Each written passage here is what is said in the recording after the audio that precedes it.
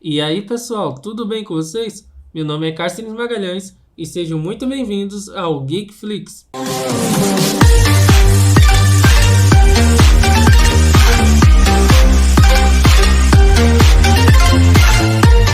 Então, no vídeo de hoje, eu trago para vocês a minha análise do segundo episódio de Falcão e Soldado Invernal, onde eu vou falar se o episódio ele mantém a sequência do primeiro, que foi bem dirigido, teve cenas bem coreografadas, uma boa trilha sonora e desenvolvimento de personagens de maneira coerente. Então vem comigo, vai deixando o seu like e já senta na cadeira, pega o controle e aperta o play. Então, começando a falar primeiramente sobre o John Walker, eu gostei bastante da forma que o personagem está sendo trabalhado na série, porque ao mesmo tempo que ele é bem fiel aos quadrinhos, ele traz uma questão mais profunda no personagem, que a gente vê que ele tem uma profunda admiração pelo Steve. Ele gostaria que assumir o manto de Steve no sentido de que ele agora quer fazer sua própria história. E a gente vê também que o personagem ele é alguém que é inteligente, é estrategista, tem suas inseguranças, como foi mostrado no início do episódio, porém, ele não foge de sua essência nos quadrinhos com relação à sua personalidade bastante passiva-agressiva e em certos momentos até muito arrogante.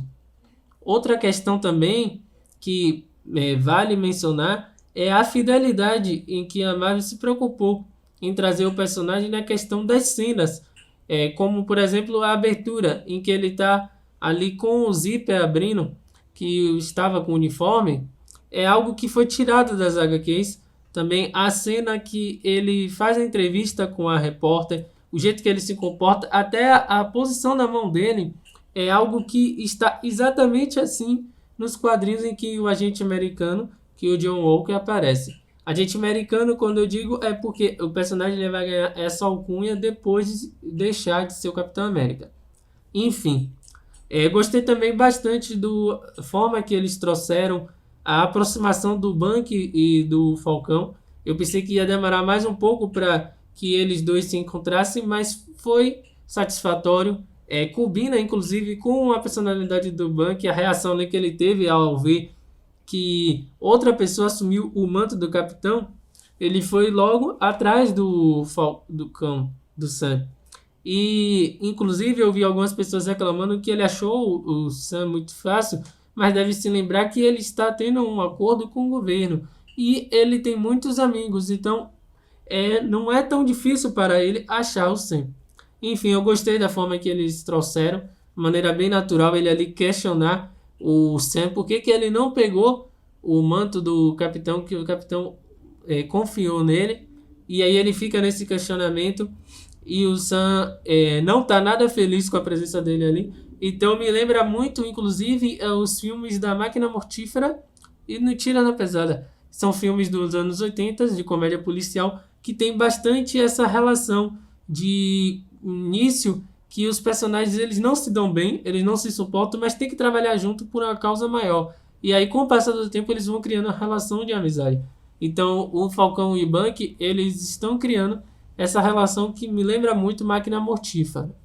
Outra questão que eu gostei bastante foi a forma em que o episódio trouxe a introdução dos apátridas.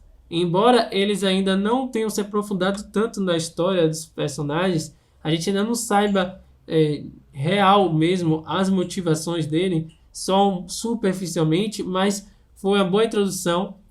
A cena que eles lutam, eu não gostei muito da parte do caminhão, porque eu achei mal coreografada, assim, no sentido, sabe quando você está no colégio e aí começa uma briga e você não sabe quem está batendo, quem está apanhando? Ao contrário do primeiro episódio, em que as cenas foram bem coreografadas, você conseguia entender todos os movimentos ali, faltou um pouco mais de organização nesse segundo episódio. Não sei se foi intencional ou não, mas na minha opinião ficou um pouco bagunçada, um pouco poluída. Mas também foi uma cena boa porque teve o fator surpresa do Capitão América, do John Walker, chegar ali, que era uma coisa que eu mesmo não esperava, então quebrou a expectativa. E, então, acrescenta na cena de luta bastante. porém eu achei bem mal coreografada. Uma questão também que a série ela tá de parabéns foi a questão como é que ela abordou as questões sociais. O Sam, o Falcão, ele é um personagem que é negro, veio da periferia, você vê que no primeiro episódio mostrou que teve dificuldades financeiras, então são várias questões sociais que podem ser abordadas com esse personagem. E até então a série ela está fazendo isso de maneira bem simples, bem objetiva, direta e que condiz muito com a realidade. A gente vê isso na cena ali que ele conversa com o garoto. O garoto chama ele de Falcão Negro e diz que o pai dele chama o personagem assim também. É aí quando o Falcão ele diz: mas por que você me chama assim? Porque eu sou negro? Então se você é um garoto negro, você é um garoto negro?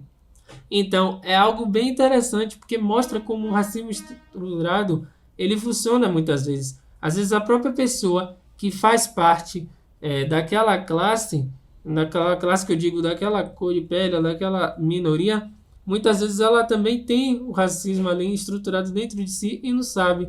Porque qual é a necessidade de fazer taxações, de rotular a pessoa negra, a pessoa asiática, a pessoa branca? Ela é simplesmente uma pessoa, ela deve ser valorizada ou deve ser destacada por suas ações, por suas atitudes, não por sua cor de pele. Então, quando você diz que ele é um falcão negro, não é algo como se fosse um elogio, é como se você estivesse taxando. O negro é como se fosse algo que deveria fazer com que você olhasse para ele e dissesse: poxa, esse cara é bom porque ele é um falcão negro. Não, mas ele é bom porque ele é bom. Então foi algo bem interessante. Outra coisa também que eu gostei bastante foi trazer o Al-Já e o seu filho também. Na verdade, trazer o Aiza e o seu filho, o Al-Já. O Aiza, para quem não sabe, ele é, na verdade, o Capitão América original nos quadrinhos. Esse mostrou que antes do Steve tínhamos já um Capitão América que era negro. Então foi bastante interessante a gente ver esse elemento presente nos quadrinhos e também contribui para o desenvolvimento do próprio Sam, já que o personagem diz que ele sofreu mais do que o próprio Bucky na Hydra e que ele ficou preso. Então a gente vê como é que funciona a questão da diferença em que o Steve foi tratado e que o Isaiah foi tratado simplesmente pela cor de pele. Então é algo que vai pesar bastante no Sam e pode fazer com que ele mude de ideia. Porque a gente nota como ele fica nervoso, inclusive, hoje a atuação do Anthony Mackie nessa cena, porque ele fica ali chocado e ao mesmo tempo chateado e bastante estressado, e a gente vê as mudanças na sua face, suas expressões faciais o tempo todo. Então é algo que vai marcar o personagem, pode fazer com que não, dessa vez eles vão ter um Capitão América negro. Eu quero assumir esse manto. Então acho que vai ajudar bastante ao personagem aceitar e a enfrentar o tipo de desafio que ele tem.